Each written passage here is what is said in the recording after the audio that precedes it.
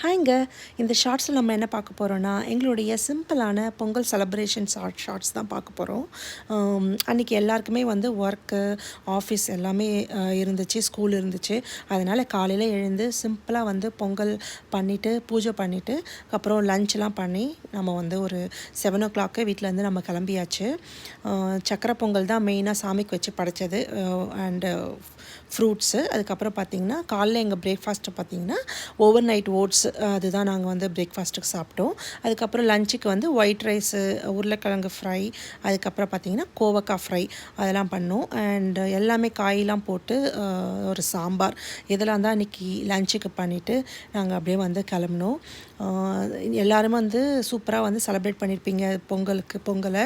லேட்டாக தான் வருது இந்த ஷார்ட்ஸு, பட் ஸ்டில் இருந்தாலும் எல்லாருக்குமே வந்து Pongal wishes, happy Pongal to you all.